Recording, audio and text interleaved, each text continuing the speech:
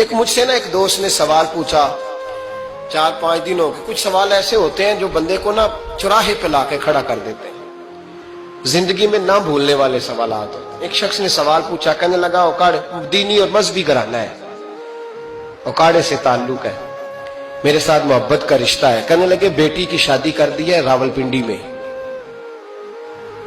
آپ کی بھی بیٹیاں ہیں, میری بھی بیٹی ہے. بیٹی کی شادی کر دی ہے راولپنڈی میں. اب بچی چند دن رہنے آئی ہے. پوچھنا یہ ہے کہ نماز پوری پڑے گی کہ قصر پڑے گی. تو میرا تو اس نے کام کر دیا, حد ہو گئی, رو رو کے برا حال. میں نے کہا یار تو بند کر دے فون, رات کو بتاؤں گا. کیا پوچھ لیا یار تو نے. بیٹی مسافر نہیں ہوتی, بیٹی تو مہرانی ہوتی ہے باپ کے گھر کی.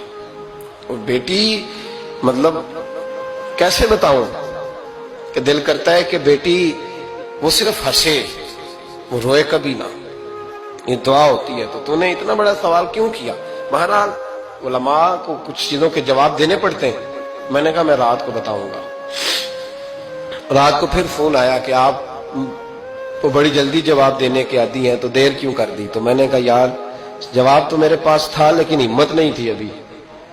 تو میں نے کہا کہ اگر تو بیٹی آئی ہے والد کے گھر میں اور ابا جی کا پروگرام ہے اسے جائیداد میں سے حصہ دینے کا, تو پھر تو بیٹی نماز پوری پڑے گی. لیکن اگر ابا جی نے علیحدہ کر کے انگوٹھا لگوانا ہے تو پھر بیٹی مسافر ہے. اگر ابا جی نے اس کو علیحدہ کر کے انگوٹھا لگوانا ہے نا کہ دے دے بھائیوں کو, خیر ہے تیری شادی پہ خرچہ کر دیا ہے. اگر ابا جی کے دل میں نے کہا یہ ابے سے فتویٰ پوچھ لو, اگر ابا جی کے دل میں چور ہے نا کہ بیٹی کو دینا کچھ نہیں, تو پھر بیٹی نے نماز قصر پڑھنی ہے. اس لیے کہ پھر وہ وہاں حصے دار.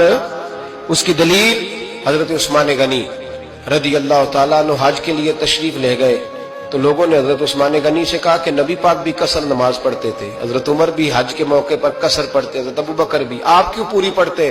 فرمایا ان کا مکے میں گھر کوئی نہیں تھا, میرے تو پورے کے پورے باغ ہیں, تو میں یہاں مسافر نہیں ہوں, میں یہاں مقیم ہوں. تو اگر تو بیٹی کا حصہ بھی ہے ابا جی کے گھر میں تو پھر وہ نماز پوری پڑے گی. لیکن اگر ابا جی نے اللہ تعالیٰ خیر فرمائے بیٹوں کے حق میں فیصلہ سنا دیا ہے اور انہوں نے بیٹی سے کہہ دیا ہے کہ چھوڑ, جو بیٹیاں حصہ لیتی ہیں ان کے بھائی نہیں ملتے تو نہ ملے بھائی, وہی عرض نہیں.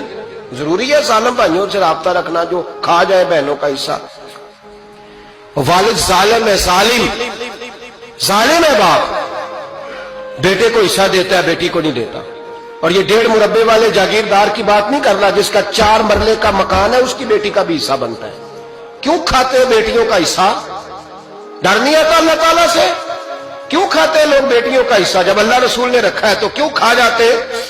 اور پھر کہتے ہیں جناب بڑا پیار ہے بیٹی سے, رونے دھونے کے لیے پیار ہے.